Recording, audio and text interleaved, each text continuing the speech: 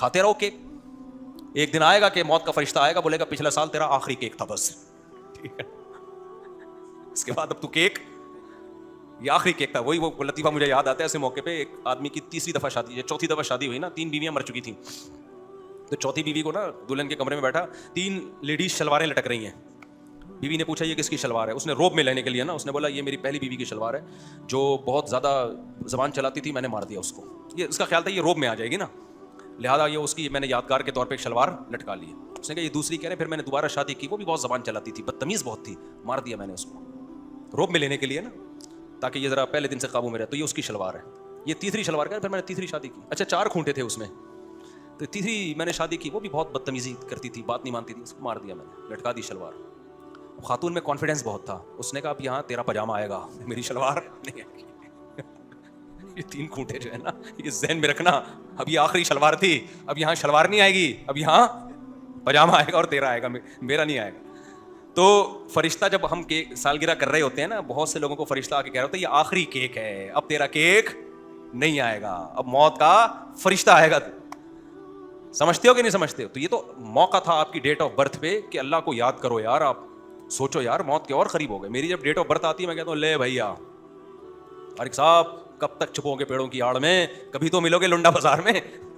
کتنا ہی جاگنگ کر لو, کتنا ہی جم کر لو, میں نسخے بتاتا رہتا ہوں نا, بادام کھا لو, اخروٹ کھا لو, 4 شادیاں کر لو, جتنا بھی انجوائے کرو, ایک دن جنازہ اٹھے گا, ایک دن اعلان ہوگا جی مولانا صاحب بھی مارکیٹ سے کیا ہو گئے, شارٹ ہو گئے.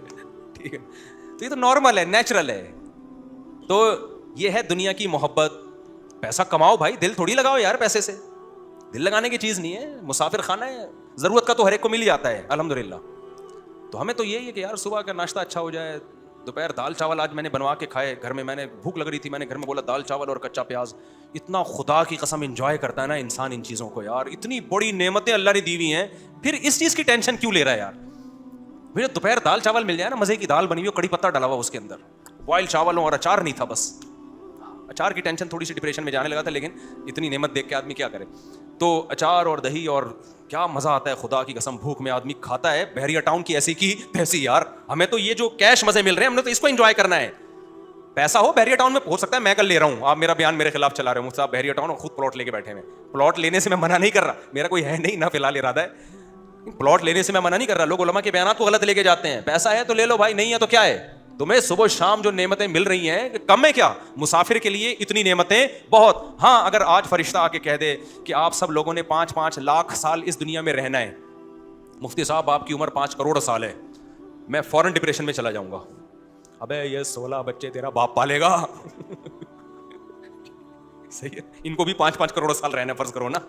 ابے میرا تو کوئی پلاٹ بحریہ ٹاؤن میں ہے ہی نہیں, میں یہ سارے بیانات چھوڑ کے پیسہ کماؤں گا. پہلے بولوں گا بھائی پہلے اتنا 5 کروڑ کم تھوڑی ہیں یار, اتنے گھر بناؤ بنگلے بناؤ, بیان گیا تیل لینے, پہلے پیسہ کماؤ, نوٹ چھاپو بھائی. پھر حلال حرام کی بھی پرواہ بھی نہیں کرتا. جب بنا لیا اس نے مقصد تو ہر ایک کو حلال میں تھوڑی ملتا ہے. پھر آدمی کہتا ہے دیکھا جائے گا بعد میں یار, توبہ کر لیں گے یار, 1 کروڑ سال کے بعد کیا کر لیں گے, 5 کروڑ ہے نا تو 1 کروڑ سال کے بعد توبہ کر لیں گے. وہ وہیں سے ڈپریشن شروع. ہماری زندگی ہے بھائی 50 سال 60 سال 70 سال 80 سال, اور 60 کے بعد تو ریٹائرمنٹ والی زندگی چل رہی ہوتی ہے, نہ نہاری کھانے کا رہتا ہے نہ بریانی, سونگ کے مزے لیتا ہے بس اس میں.